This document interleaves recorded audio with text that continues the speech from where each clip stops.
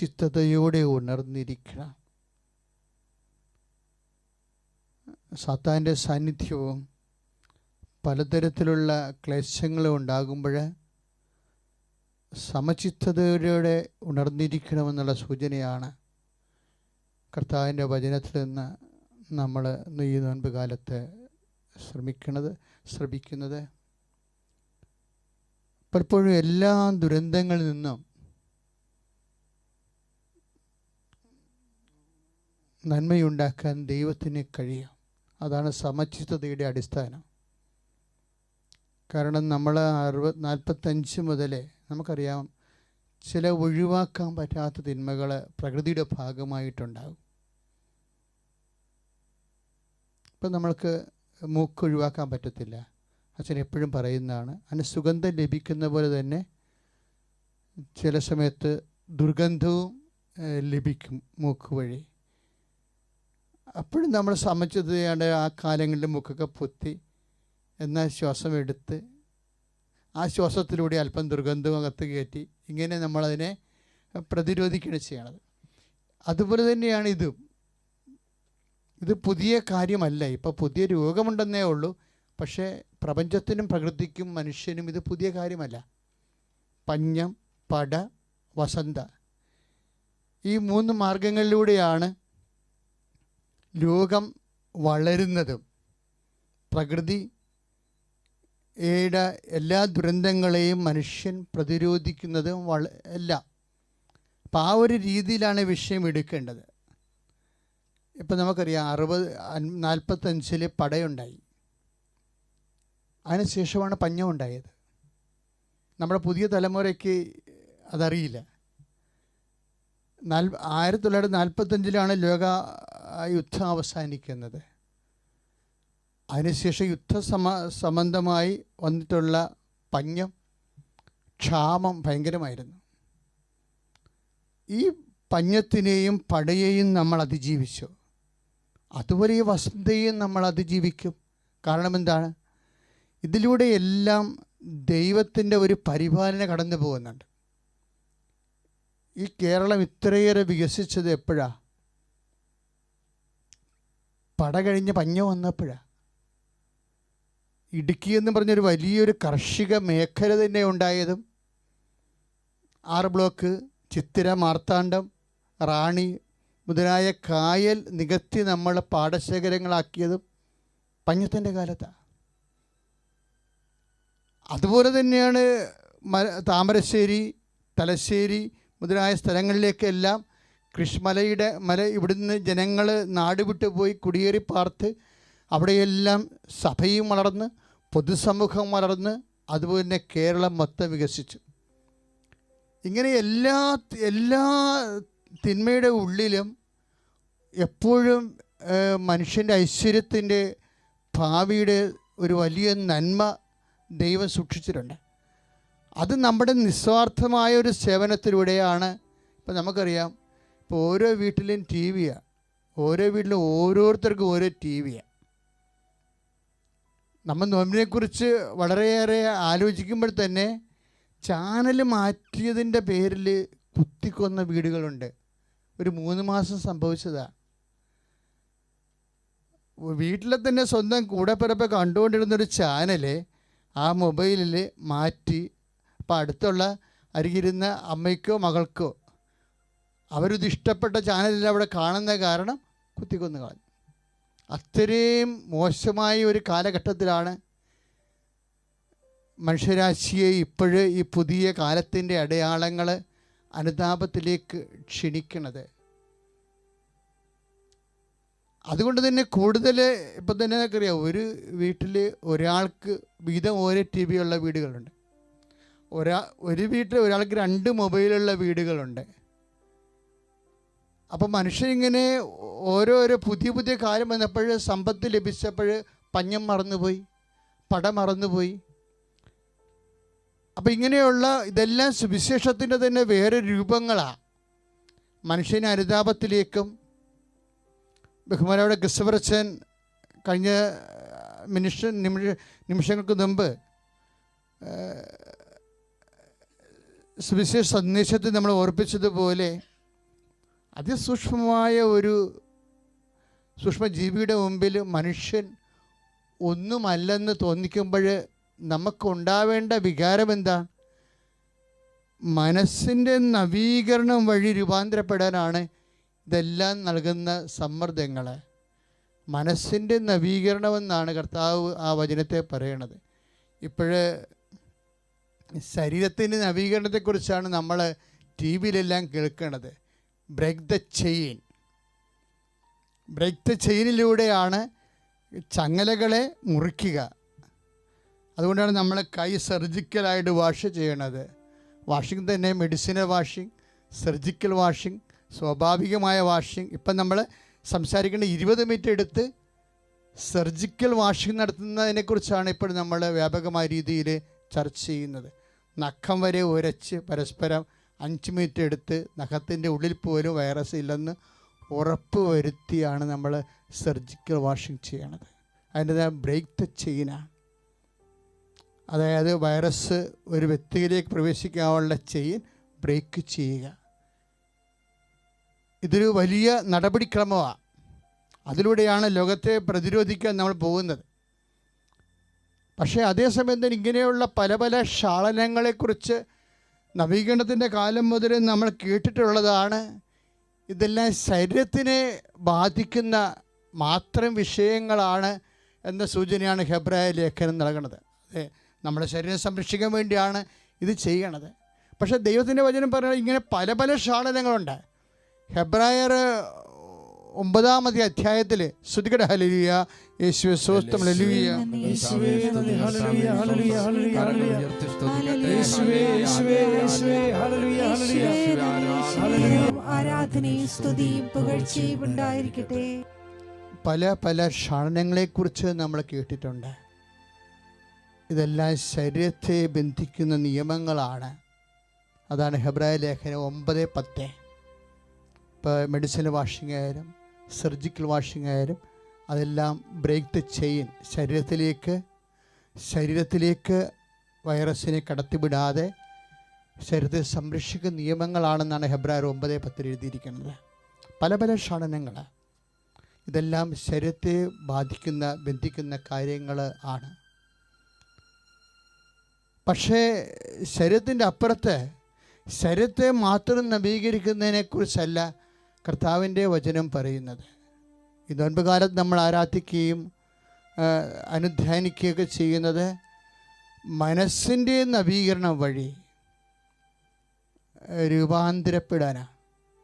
അതാണ് റോമ 12:2 തിരുവചനങ്ങൾ. ശരീരത്തിൻ്റെ നവീകരണത്തിൻ്റെ അപ്പുറത്ത് മനസ്സിൻ്റെ നമ്മൾ രൂപാന്തരപ്പെടാൻ കർത്താവിൻ്റെ വചനം നമ്മളെ നിർബന്ധിക്കുന്നത് മനസ്സിൻ്റെ നവീകരണം വഴിയാണ്. കാര്യം മനസ്സ് നവീകരിച്ചില്ലെങ്കിൽ ഈ വസന്ത കഴിയുമ്പോൾ വീണ്ടും നമ്മൾ ഗുസ്തിക്ക് പോകും. നമ്മളെ സംബന്ധിച്ചിടത്തോളം നമുക്കറിയാം, എന്തെങ്കിലും സഭയിലെ ഇപ്പം തന്നെ നമുക്കൊന്ന് ചിന്തിച്ച് നോക്കിയേ, ഈ ഭൂമിയിൽ എന്തെങ്കിലും ഈ വിഷയത്തിൽ ചെയ്യാൻ കഴിയുമെങ്കിൽ ദിവ്യകാരുണ്യത്തിനും പരിശുദ്ധ അമ്മയുടെ മധ്യസ്ഥത്തിനും സഭയ്ക്ക് ചെയ്യാൻ പറ്റത്തുള്ളൂ. കാര്യം എന്താ? സഭ കടന്നു പോകുന്ന 2000 വർഷങ്ങളിൽ നമ്മൾ കുറേ അനുഭവിച്ചതാണ്. എന്നിട്ട് ദൈവം നമ്മുടെ കൂടെ ഉണ്ടായിരുന്നു. യൂറോപ്പ് മുഴുവൻ ആക്രമിച്ചുകൊണ്ട് തുർക്കികൾ യൂറോപ്പിൽ കീഴടക്കി കഴിയുമ്പോൾ കത്തോലിക്ക വിശ്വാസത്തെയും ക്രിസ്തീയ വിശ്വാസത്തെ തുടച്ചു നീക്കാൻ വേണ്ടി തുർക്കികൾ ശ്രമിക്കുമ്പോൾ അക്കാലങ്ങൾ തന്നെയാണ് അമേരിക്ക കണ്ടുപിടിച്ചതും തെക്കേ അമേരിക്ക കണ്ടുപിടിച്ചതും ആസ്ട്രേലിയ കണ്ടുപിടിച്ചതും കപ്പലോട്ടം നടത്തിയതും ഒക്കെ വിശ്വാസം വ്യത്യസ്തങ്ങളായ ഭൂഖണ്ഡങ്ങളിലേക്കെല്ലാം പ്രചരിച്ചത് ആ പടയുടെ കാലത്താണ്. പടയുണ്ടായിരുന്ന കാലത്താണ്. അതുപോലെ തന്നെ അതിൻ്റെ പേരിലുണ്ടായിരുന്ന പഞ്ഞവും അതിനെല്ലാം പ്രതിരോധിക്കാൻ വേണ്ടി മനുഷ്യൻ വൻകരകൾ തന്നെ കണ്ടുപിടിച്ചുകൊണ്ട് ആവാസ കേന്ദ്രം ഉറപ്പിച്ചുകൊണ്ട് അതൊപ്പം മനുഷ്യൻ വികസിച്ചതും വിശ്വാസം വളർന്നത്. അതുകൊണ്ട് നമ്മുടെ ദൈവം എപ്പോഴും നമ്മുടെ കൂടെ ഉണ്ടാകും. അതുകൊണ്ടാണ് ഈശോ പറഞ്ഞത്, എന്തെല്ലാം വിഷയങ്ങളുണ്ടായാലും നിങ്ങൾ നടപടി 1:4 ഈ കാലത്തെ വചനം, നിങ്ങൾ ജെറുസലേം വിട്ടുപോകരുത്, എൻ്റെ പിതാവിൻ്റെ വാഗ്ദാനമാകുന്ന പരിശുദ്ധാത്മാവിന് വേണ്ടി കാത്തിരിക്കുവാൻ. അതേ സഭ ഒരുമിച്ച്, സഭയുടെ ശക്തി എന്ന് പറയുന്നത് പ്രാർത്ഥനയാണ്. പ്രാർത്ഥനയുടെ കേന്ദ്രം എന്ന് പറയുന്നത് പരിശുദ്ധ കുർബാനയാണ്. പ്രാർത്ഥന ലിംഗം എന്ന് പറയുന്നത് പരിശുദ്ധ അമ്മയാണ്. അതാണ് സഭയുടെ കൃപ. നമുക്ക് ഇക്കാലങ്ങളിലെ ദൈവം നമ്മളെ ഭരമേൽപ്പിച്ചിരിക്കുന്ന ഈ പ്രാർത്ഥനയുടെ കൃപയും ശക്തിയും ഉപയോഗിച്ചുകൊണ്ട് ലോകത്തെ ആശീർവദിക്കാം. ഈ ശുശ്രൂഷ ലൈവായി കൂടുന്നവരെ ലോകത്തിന് വ്യത്യസ്തമായ ഭാഗങ്ങളിലേക്ക് വലതു കയറി നീട്ടിപ്പിടിച്ചുകൊണ്ട് ദൈവനാമത്തിലെ ശാസിക്കുക, പ്രാർത്ഥിക്കുക, സ്തുതിക്കട്ടെ. ഹല്ലേലൂയ. കർത്താവായ യേശുമിശിഹായേ, ലോകത്തിൻ്റെ എല്ലാ ഭാഗങ്ങളിലും വ്യത്യസ്തമായ ഇടങ്ങളിലെ കർത്താവ് വേദന അനുഭവിക്കുന്നവരെ, കൊറോണ പോലുള്ള മഹാദുരന്തങ്ങൾ അടിപ്പെട്ടിട്ട് ഭയപ്പെട്ട് ജീവിക്കുന്നവരെ അവർ മനസ്സിടറാതെ വിശ്വാസത്തിൽ അപാച്യമുണ്ടാകാതെ അതിശക്തമായി പ്രാർത്ഥിക്കുവാൻ, വിശ്വാസത്തിൽ വീര്യം പ്രാപിക്കുവാൻ ദൈവത്തിൻ്റെ കരുണ അനുഭവിക്കട്ടെ. പരിശുദ്ധമ്മ ദേവമാതാവേ, ഇപ്പോൾ പ്രാർത്ഥിക്കുന്ന എല്ലാവരുടെയും പ്രാർത്ഥനകളെ മധ്യസ്ഥയായി നിന്നുകൊണ്ട് ദൈവപിതാവിനെ ഏൽപ്പിച്ചുകൊണ്ട് കർത്താവിൻ്റെ കരുണയാൽ ലോകത്തെ ഭയപ്പെടേണ്ട, ലോകത്തേക്ക് ഞെരുക്കങ്ങൾ ഉണ്ടാകും എങ്കിലും ധൈര്യമായിരിക്കുവൻ. ഞാൻ ലോകത്തെ കീഴടക്കിയിരിക്കുന്നവരുടെ ചെയ്ത കർത്താവിൻ്റെ ധൈര്യം ഓരോ വിശ്വാസികൾ ലഭിക്കാൻ വേണ്ടി പ്രാർത്ഥിക്കണമേ. ശ്രുതിക്കട്ടെ.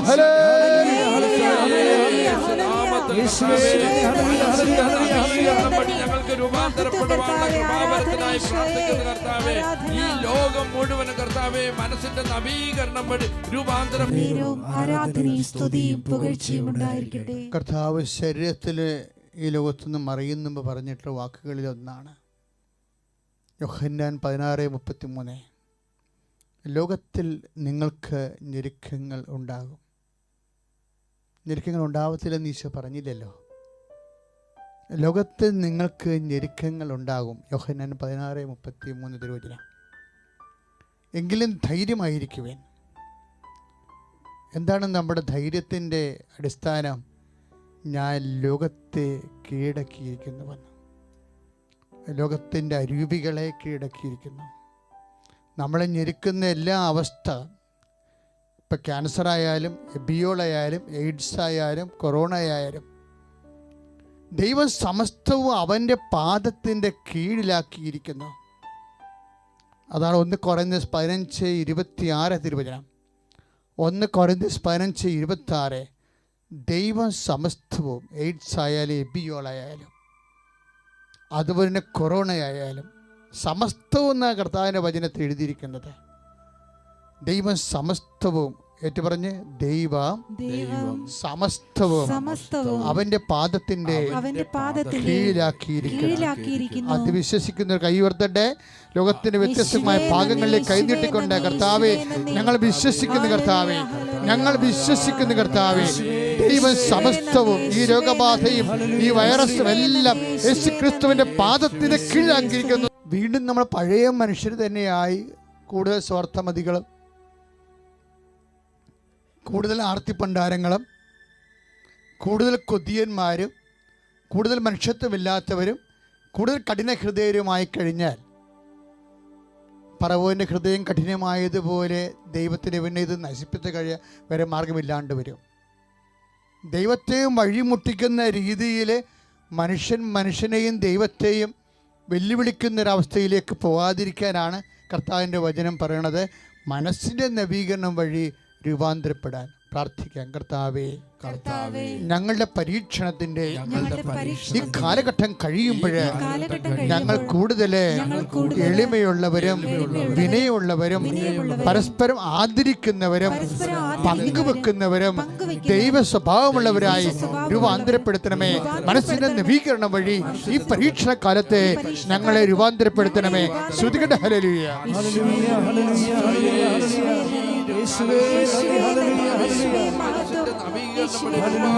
പ്രിയമുള്ളവരെ, രോഗസൗഖ്യ പ്രാർത്ഥനയിലേക്ക് നമ്മൾ പ്രവേശിക്കുകയാണ്. കൃപാസന ആരാധനയുടെ രീതി അനുസരിച്ചുകൊണ്ട് നമുക്ക് ശരീരത്തിൻ്റെ വ്യത്യസ്തമായ ഇടങ്ങളിൽ ഈ ആരാധന ലൈവായി കൂടുന്നവരെ ഇപ്പോഴ് രോഗസൗഖ്യ പ്രാർത്ഥനയിലേക്ക് പ്രവേശിക്കുന്ന നിമിഷങ്ങളിൽ ശരീരത്തിൻ്റെ വ്യത്യസ്തമായ ഇടങ്ങളിൽ കർത്താവിൻ്റെ നാമത്തെ കൈകൾ വെച്ചുകൊണ്ട് നമുക്ക് പ്രാർത്ഥിക്കാം. ഉദര രോഗങ്ങൾ അനുഭവിക്കുന്നവർ ഇപ്പോഴ് പരിശുദ്ധ അമ്മയുടെ മധ്യസ്ഥതയിൽ ഈശോയുടെ നാമത്തിൽ ഉദരത്തിൽ കൈപിടിച്ച് പ്രാർത്ഥിക്കേണ്ടതാണ്.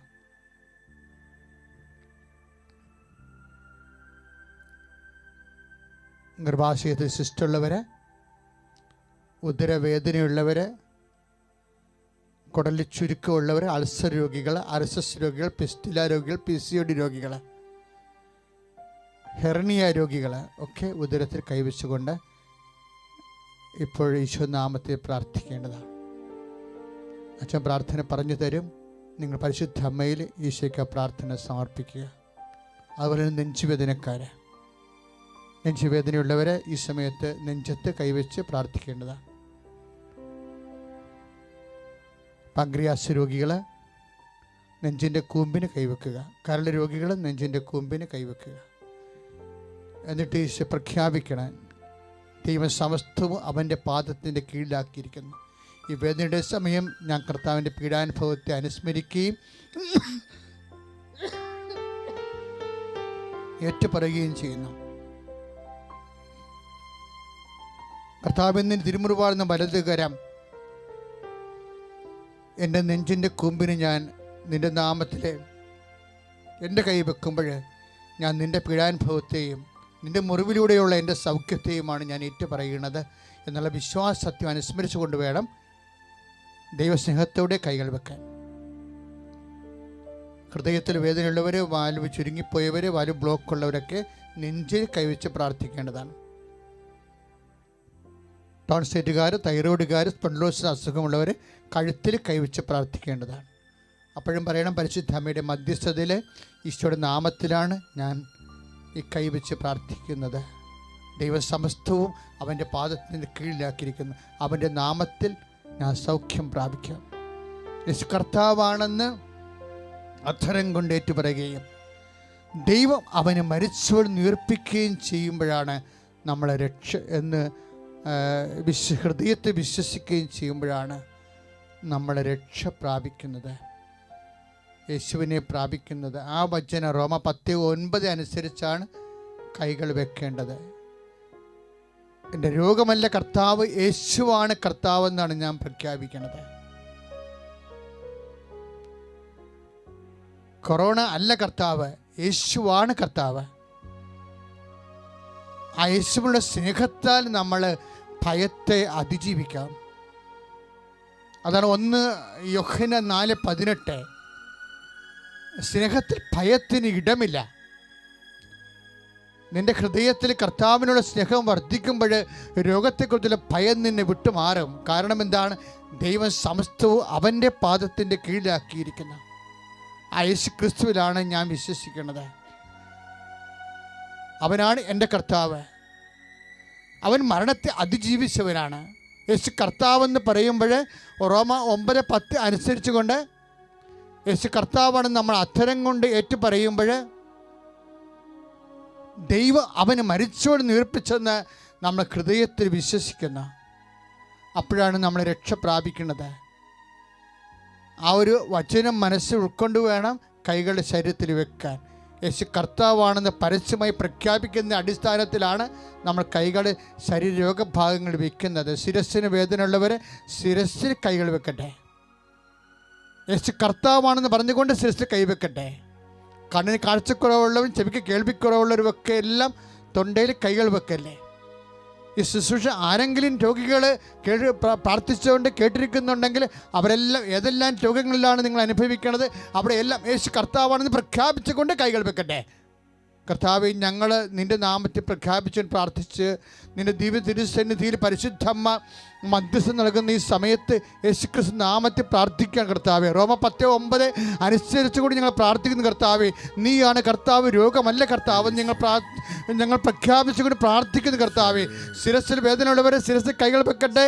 അസ്ഥികൾക്ക് മുഴുവൻ വേദനയുള്ളവർ, വാതരോഗികൾ, വേരിക്കോസിന് അസുഖമുള്ളവർ കർത്താവെ ശരീരത്തിക്കകത്ത് സ്വസ്തിക പോലെ പിണച്ചുകൊണ്ട് കൈകൾ വെക്കട്ടെ കർത്താവെ. നിന്റെ നാമത്തിൽ ഞങ്ങൾ പ്രാർത്ഥിക്കുന്നു കർത്താവെ. റോമ 10:9 അനുസരിച്ച് പ്രാർത്ഥിക്കുന്നു കർത്താവെ. യേശു കർത്താവാണെന്ന് അധരം കൊണ്ട് ഏറ്റുപറയുന്ന കർത്താവെ.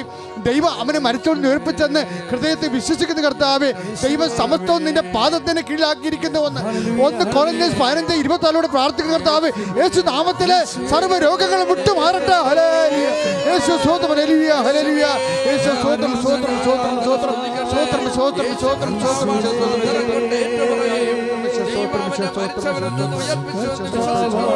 നമുക്ക് വിശ്വാസത്തോടെ നെഞ്ചോട് കൈവച്ചു പ്രാർത്ഥിക്കാം. ഹല്ലേലൂയ, ഹല്ലേലൂയ. യേശുവേ. യേശുക്രിസ്തു എല്ലാം ആണ് എന്നുള്ള വചനം അനുസ്മരിച്ചുകൊണ്ടാണ് ഇപ്പോഴും പ്രാർത്ഥിക്കാൻ പോകുന്നത്. കൊളോസ്യസ് 3:11 യേശുക്രിസ്തു എല്ലാമാണ്, എല്ലാവരിലുമാണ്. അല്ല, ആത്മീയം മാത്രമല്ല, ഒരു മനുഷ്യൻ ജീവിതത്തിൽ അനുഭവിക്കുന്ന എല്ലാ മണ്ഡലങ്ങൾക്കും കർത്താവ് ഉത്തരമാണ്. അതാണ് കൊളോസ്യസ് 3:11 യേശുക്രിസ്തു എല്ലാമാണ്. ഇപ്പോഴും വ്യത്യസ്തമായ രാജ്യങ്ങളിൽ നിസ്സഹായരായി വിഷമിക്കുന്ന ഭാരതീയരുണ്ട്. അവരെ സമർപ്പിച്ചുകൊണ്ടാണ് നമ്മളിപ്പോൾ പ്രാർത്ഥിക്കാൻ പോകുന്നത്. രോഗിയാണെങ്കിലും സ്വന്തം വീട്ടിൽ വന്ന് അമ്മയുടെ കൂടെ ഇരിക്കണമെന്ന് ആഗ്രഹിച്ചുകൊണ്ട് കണ്ണീർപ്പെടുന്നവരുണ്ട്. അവരെ തിരിച്ചു കൊണ്ടുവരാൻ രാജ്യം ബാധ്യസ്ഥമാണ്. കാരണം 1,00,000 കോടി രൂപയാണ് ഓരോ വർഷവും നമ്മുടെ രാജ്യത്തിന് മാത്രം ലഭിച്ചുകൊണ്ടിരിക്കുന്നത്. ഒരു കാലത്ത് അവർ നമ്മളെ സംരക്ഷിച്ചതാണ്. ഇന്ന് അവർ വേദന അനുഭവിക്കുകയാണ്. ഈ നിമിഷം അവരുടെ ഐക്യദാർഢ്യം പുലർത്തുവാൻ മനുഷ്യന് അസാധ്യമായ ഏതെങ്കിലും മേഖലയുണ്ടെങ്കിൽ അതിനെല്ലാം തരണം ചെയ്തുകൊണ്ട് ദൈവത്തിൻ്റെ ശക്തി പരിപാലനം അവർക്ക് ലഭിക്കുവാൻ അവരെ സമർപ്പിച്ചുകൊണ്ട് സ്തുതിക്കട്ടെ. ഹല്ലേലൂയ, യേശുവേ സ്തോത്രം, ഹല്ലേലൂയ, യേശുവേ സ്തോത്രം, യേശുവേ സ്തോത്രം, യേശുവേ സ്തോത്രം, സ്തോത്രം, യേശുവേ സ്തോത്രം, യേശുവേ സ്തോത്രം, യേശുവേ സ്തോത്രം, യേശുവേ സ്തോത്രം. കർത്താവിന്റെ ശക്തി ഉണ്ടേ, കർത്താവിന്റെ ശക്തി അവരെ സംരക്ഷണയിൽ താമസിക്കുന്നില്ല. ആരും ഒറ്റപ്പെട്ടു പോകുന്നുമില്ല. സമൂഹത്തിൻ്റെ പൊതുവായ ആരോഗ്യത്തിന് വേണ്ടി നമ്മൾ അല്പകാലത്തേക്ക് വിട്ടുനിൽക്കുക മാത്രമാണ് ചെയ്യുന്നത്. ആ ഒരു ബോധമെന്ന് പറയുന്നത് സുവിശേഷത്തിൻ്റെ ശക്തമായ ബോധമാണ്. ഐശ്വര്യത്തിൽ കഴിയുന്ന എല്ലാവരെയും ഈ നിമിഷം ആണിപ്പെടുതാറുന്ന അത്ഭുതകരങ്ങളാൽ കർത്താവ് സ്പർശിക്കാൻ വേണ്ടി സ്തുതിക്കട്ടെ. ഹല്ലേലൂയ, യേശുവേ സ്തോത്രം, ഹല്ലേലൂയ, ഹല്ലേലൂയ, ഹല്ലേലൂയ, യേശുവേ സ്തോത്രം, സ്തോത്രം, സ്തോത്രം. കർത്താവേ, കർത്താവേ സ്പർശിക്കണമേ. കർത്താവേ, യേശുക്രിസ്തു ഉന്നതമായ നാമത്തിൽ ഐശ്വര്യ രോഗികളെ, കൊറോണ വൈറസുകളെ വിട്ടുമാറട്ടെ, സൗഖ്യം പ്രാപിക്കട്ടെ. ഹല്ലേലൂയ, യേശുവേ സ്തോത്രം, സ്തോത്രം, സ്തോത്രം, സ്തോത്രം. മേലധികാരികളെ വിമർശിക്കേണ്ട സമയമല്ല ഇത്.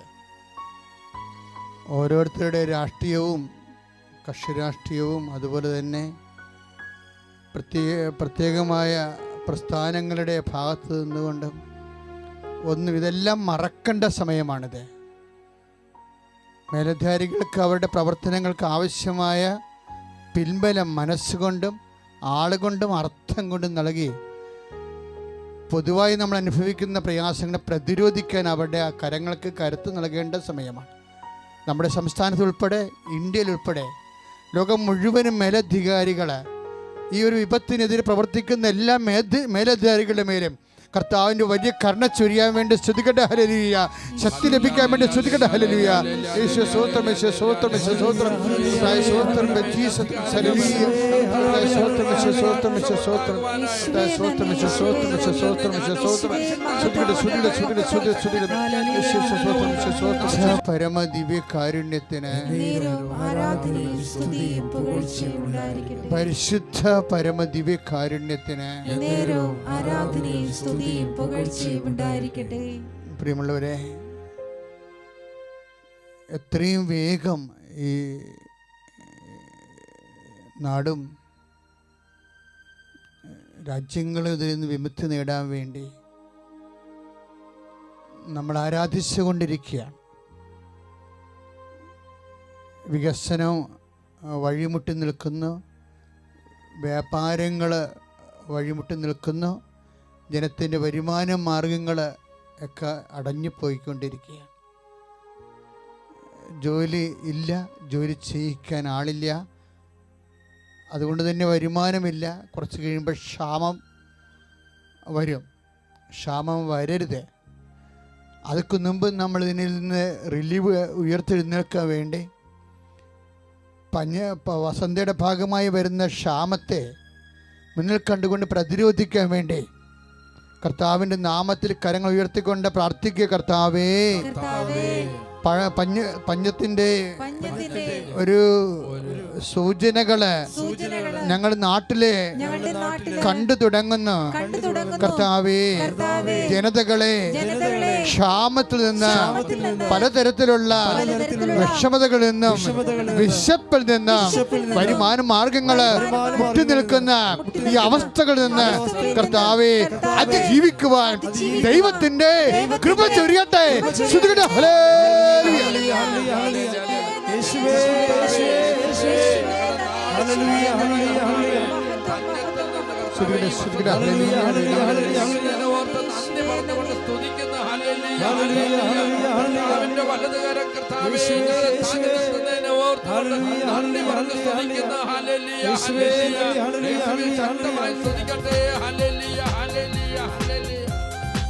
എല്ലാവരും കരങ്ങളടിച്ചുകൊണ്ട് നന്ദിയോടുകൂടി ഇപ്പോഴത്തെ ഈ അവസ്ഥ തരണം ചെയ്ത് നാടുണർന്നു കഴിയുമ്പോഴേ കൃപാസാൽത്താറയിൽ പരിശുദ്ധ അമ്മയുടെ സന്നിധാനത്തിൽ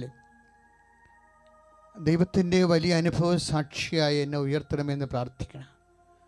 നമ്മൾ ഉടമ്പടി ചെയ്തിരിക്കുന്ന എല്ലാ വിഷയത്തിൻ്റെ മേലും ദൈവത്തിൻ്റെ ഇടപെടലുണ്ടാകാൻ വേണ്ടി മൗനമായി പ്രാർത്ഥിക്കേണ്ട സമയമാണിത്.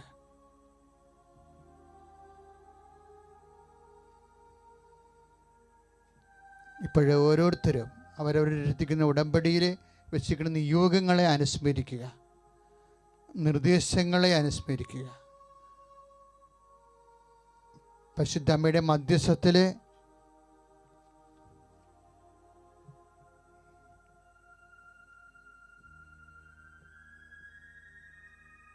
പരിശുദ്ധ കുർബാനയുടെ ആരാധനയിലേക്ക് വീണ്ടും നിങ്ങളുടെ ഉടമ്പടി നിയോഗങ്ങളെ സമർപ്പിക്കുക. കർത്താവെ, എന്നെ അങ്ങയുടെ അനുഭവ സാക്ഷിയായി ഈ പ്രവാസത്തിൻ്റെ കാലത്തിന് ശേഷം എന്നെ ഉയർത്തണമേ എന്ന് പ്രാർത്ഥിക്കുക.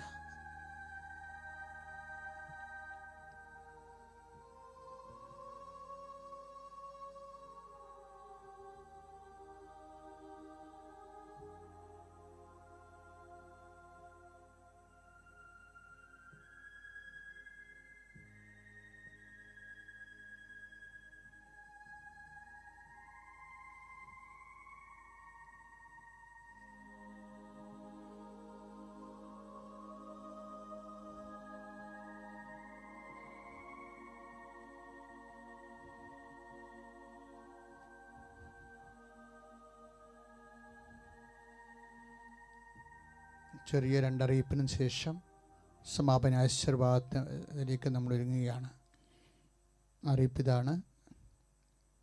എല്ലാ തിങ്കളാഴ്ചയും, അതായത് അടുത്ത തിങ്കളാഴ്ചയും അടുത്ത ചൊവ്വാഴ്ചയും പതിവ് പോലെ ഉടമ്പടി എടുത്തവർക്ക് വേണ്ടി കൃപാസനത്തിന് അൾത്താറയിൽ പരിശുദ്ധ അമ്മയുടെ മധ്യസ്ഥതയിൽ ഉടമ്പടി എടുത്തവർക്ക് വേണ്ടി ലൈവായിട്ട് കുരിശിൻ്റെ വഴിയും അതുപോലെ തന്നെ അതിനുശേഷം പരിശുദ്ധ കുർബാന അർപ്പണവും അതോടുകൂടി ദിവ്യകാരുണ്യ ആരാധനയും രോഗസൗഖ്യ പ്രാർത്ഥനയും ഉണ്ടായിരിക്കുന്നതാണ്. 23, 24 തീയതികളിലെ ആലപ്പുഴ രൂപതയുടെ എപ്പിസ്കോപ്പൽ വികാരി ഫോർ ടെമ്പറാലിറ്റീസ് പെരിയ ബഹുമാനപ്പെട്ട ബോൾജി അറക്കലച്ചനാണ് അടുത്ത തിങ്കളാഴ്ച പരിശുദ്ധ കുർബാന ഈ വേദിയിൽ അർപ്പിക്കുന്നത്. സ്തുതിക്കട്ടെ. ഹല്ലേലൂയ, ഹല്ലേലൂയ, ഹല്ലേലൂയ, ഹല്ലേലൂയ. യേശുവേ, ആരാധന കർത്താവേ.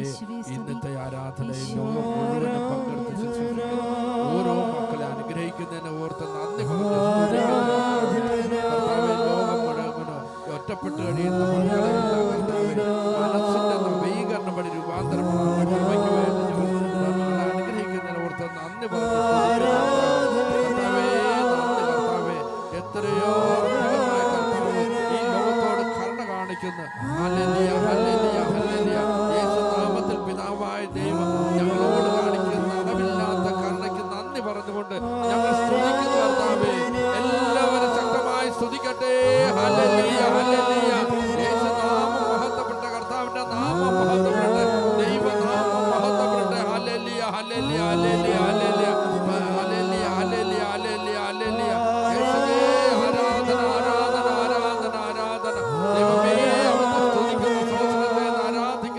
മഹത്വപ്പെടുത്തുന്നു കർത്താവേ. ഈ വലിയ കർത്താവേ, ഈ ഞങ്ങളെ മോചിപ്പിക്കുന്നതിനെ ഓർത്തോണ്ട് നന്ദി പറയുന്നു. ഹല്ലേലൂയ, ഹല്ലേലൂയ, ഹല്ലേലൂയ, ഹല്ലേലൂയ. പരിശുദ്ധ പരമ ദിവ്യകാരണ ഈശോയ്ക്ക് നേരവും ആരാധനയും സ്തുതിയും പുകഴ്ചയും ഉണ്ടായിരിക്കട്ടെ. പരിശുദ്ധ പരമ ദിവ്യകാരണ ഈശോയ്ക്ക് നേരവും ആരാധനയും സ്തുതിയും പുകഴ്ചയും ഉണ്ടായിരിക്കട്ടെ. സ്തുതിക്കെന്നും യോഗ്യനായ പരിശുദ്ധ പരമ ദിവ്യകാരണത്തിന് നേരവും ആരാധനയും സ്തുതിയും പുകഴ്ചയും